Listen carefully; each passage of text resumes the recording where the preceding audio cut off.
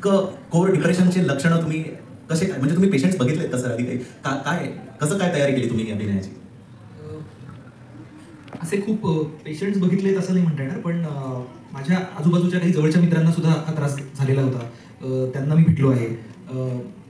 आणि मला असं वाटतं की आत्ता आपण अशा समाजामध्ये आहोत की कोणत्याही क्षणी कुठलीही व्यक्ती याला बळी पडू शकते. जर का आपण जरा काय आपण म्हणूया लक्ष दिलं नाही स्वतःकडे, स्वतःच्या मनाकडे, तर काळ स्वतः आत्ता आपल्याला खेचायलाच बसलाय असं वाटतं, इतक्या आजूबाजूला बंबार्डमेंट.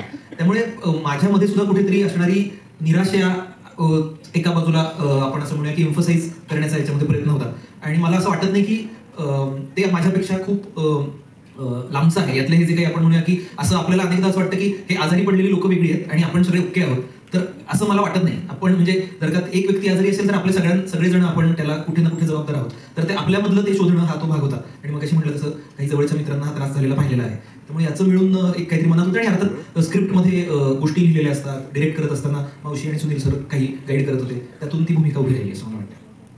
Thank you sir, thank you. मी ऑडियन्सला ही गोष्ट सांगू इच्छितो की आपण मूवीमधला आलो जो बघितला आपण, तो आय वुड से की सिव्हिअर फॉर्म ऑफ डिप्रेशन आहे ते. डिप्रेशनची सुरुवात आधी माइल्ड, मॉडरेट आणि मग सिव्हिअर फॉर्ममध्ये जाते. सो जे आपण चित्र मूवीमध्ये बघितलं ते सिव्हिअर फॉर्ममध्ये आहे. त्याच्या आधी सुद्धा काही लक्षणं असतात डिप्रेशनची, जी मला वाटतं आजच्या यंगस्टर्सला माहिती असायला हवं. जसं उदाहरणार्थ उगाच इंटरेस्ट कमी होणं गोष्टींमधला, कारण नसताना देखील उदासपणा येणं, रस न मिळणं, इनॅबिलिटी टू फील प्लेजर ज्याला आपण म्हणतो की छोट्या छोट्या गोष्टीतनं आनंद न मिळणं. जसं एक वाक्य त्यांनी म्हटलंय की मला कशातनंच आनंद मिळत नाहीये, मला काहीच करावंसं वाटत नाहीये. सो होपलेसनेस, हेल्पलेसनेस आणि वर्थलेसनेस हे काही आंशिकरित्या हे सुरू होत होत होत आणि जर तो ॲड्रेस नाही केला तर तो जवळपास या लेवलला डिप्रेशन जातो. सो हा जो होता तो सिव्हिअर फॉर्म ऑफ डिप्रेशन होता. सर सुनील सर, कासव आणि डिप्रेशनचं कसं मिळवलं सर तुम्ही? ॲक्च्युली याचा अभ्यास करण्याच्या पूर्वीपासूनच आम्ही 3-4 चित्रपट कोकणामध्ये केले आणि त्यामुळे हे जे ऑलिव्ह रिडले नावाचं कासव आहे त्याच्या हा जी सगळी कासव संवर्धनाची मोहीम तिकडे चालू आहे, जी गुहागरजवळ वेळास म्हणून गाव आहे, तिथपासून ते आता जे आम्ही चित्रीकरण केलं ते मालवणजवळ तांबळटे म्हणून एक किनारा आहे, त्या छोटे असे जे किनारे आहेत तिकडे चालू आहे, याची कल्पना होती. आणि मला नेहमी असं वाटतं की कुठल्या तरी आजारावरती किंवा समस्येवरती चित्रपट बनवायचा असं जरी म्हटलं तरी सुमित्राताई आणि आमचा नेहमी प्रयत्न असा असायचा की त्याचं कुठल्या तरी एका जीवन मूल्याशी आपण संबंध जोडू शकतो का. म्हणजे तसं देवराईमधला स्किझोफ्रेनियाचा पेशंट हा देवराई वाचवण्याचा विचार करत राहतो आणि त्यामुळे देवराई वाचवणं आणि आपल्या पर्यावरणाचं रक्षण हा स्किझोफ्रेनियाच्या मधून आलेला एक वेगळा विचार पण आहे. किंवा अस्तूसारखा चित्रपट बनवताना आपल्या मेमरीमध्ये आणि स्मरणामध्ये आपण इतके अडकलेले असतो की त्यांनी आपली दुःखी होत असतो आणि ज्याची मेमरी आता गेलेली आहे तो माणूस मग खरा आताच्या क्षणामध्ये जगतोय की काय, असं एक वेगळं मूल्य आम्हाला त्याच्यामध्ये सापडलं. तसं आम्हाला इथे असं वाटत राहिलं की 2 गोष्टी त्याच्यामध्ये होत्या की एक निराशेमधून जाणाऱ्या व्यक्तीला त्यातल्या त्यात उमेद देण्याचे टप्पे कसे ओलांडता येतात, तर आपल्यापेक्षा दुसऱ्या कोणाची तरी काळजी घेण्यातून कदाचित तुम्ही स्वतः एम्पॉवर होत जाता. आणि म्हणून एका पुस्तकाचा अभ्यास आम्ही केलेला होता, म्हणजे विक्रम पटेल जे सायकॅट्रिस्ट आहेत त्यांचं when there is no psychiatrist असं पुस्तक आहे. तर त्यांचं असं म्हणणं आहे की भारतासारख्या देशामध्ये खरंच सतत सायकॅट्रिस्ट उपलब्ध नसतात. उपलब्ध असले तर त्यांच्यापर्यंत तुम्ही जाता ही शक्यता पण कमी असते जाण्याची. या सगळ्यामध्ये ज्यांना स्वतःला निराशेचा, डिप्रेशनचा अनुभव आहे, त्यातून बाहेर पडण्याच्या एका वेगळ्या टप्प्यावरती आहे, त्यांनीच दुसऱ्यांना मदत केली तर ती प्रक्रिया खूप शांतपणे होऊ शकते, त्यांना ती समजूत पण असू शकते.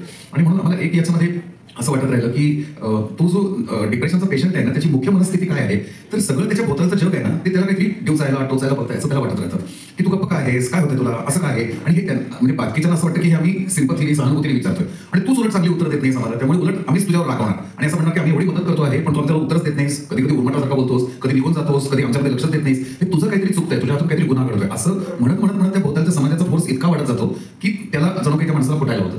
तर त्याला एका कवचाची गरज आहे, त्याला कोणीतरी संरक्षण देण्याची गरज आहे, अशी ती भावना होती. आणि ते आम्हाला असं वाटलं की या कासवांच्या संवर्धनाशी बरोबर जाऊन जुळलं.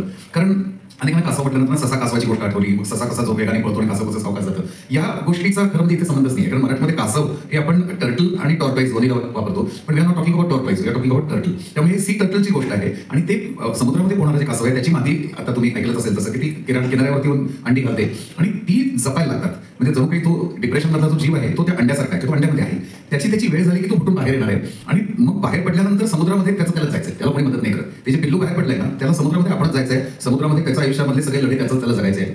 तसं एक प्रकारे मानवचं आहे की त्या डिप्रेशनच्या कवचामध्ये असताना त्याला सांभाळून घ्यायला हवं. तिथून बाहेर पडल्यानंतर आता पुढे त्याची जबाबदारी आहे त्या सगळ्याची, आयुष्य कसं जगायचं. त्यामुळे एक प्रकारे जानकी तिथून निघून जाते की आता पुढची लढाई तुझी आहे. आणि इतकंच नव्हे तर एक प्रकारे जानकीने जसं तिच्या डिप्रेशनमधून बाहेर पडता पडता मानवची जबाबदारी घेतली, तसं आता मानवला मनातून 2 जबाबदाऱ्या दिसायला लागल्या. एक म्हणजे तो छोटा परशु, म्हणजे ज्याला तो शेवटी म्हणतो ना की जा तूही मर, असं तो तुच्छतेने म्हणतो आणि एकदम त्याच्या मनात येतं की मी आत्महत्येपर्यंत जाऊन पोहोचलो होतो, हे पोरगं जर मी रागवल्यानंतर गेलं समुद्रात गेलो तर काय, आणि पहिल्यांदाच त्याला जबाबदारीची जाणीव होते. आपण कोणाला अधिकारी जबाबदार आहोत असं, आणि म्हणून बाहेर गेल्यानंतर तो आणि त्यानंतर ही छोटी पिल्लं, या 2 जबाबदाऱ्या आता मानवाच्या मनात तयार झाल्या आणि त्या कदाचित त्याला डिप्रेशनमधून बाहेर यायला मदत करतील. अशी ती सगळी प्रत्येकाची जोडणी आहे.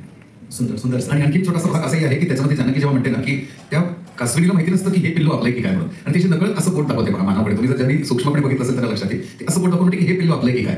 तर जर जानकी हे ती कासवलीसारखी असेल ना तर तिचं पिल्लू कुठेतरी आपल्या घेत आहे, त्याच्यापासून ती आता दुरावलेली आहे. पण दुसरं कोणीतरी त्याच्याच वयाचा मुलगा आहे ना तर त्याच्याविषयी अगदी आईसारखी अशी भावना नाही, कारण त्याचं जे नातं आहे ना ते तो परशु विचारतो की आई आहे का बहीण आहे कोण आहे माहिती नाही, ते बिन नावाचं नातं आहे. आणि अशा नात्यांची कुटुंब आता बनत जायला पाहिजे. हा पण एक महत्त्वाचा मुद्दा त्याच्यामध्ये मांडायचा आहे. कारण मला असं वाटतं आता तुम्ही तरुण मुलं सुद्धा अनुभवत असाल की तुमचे आई वडील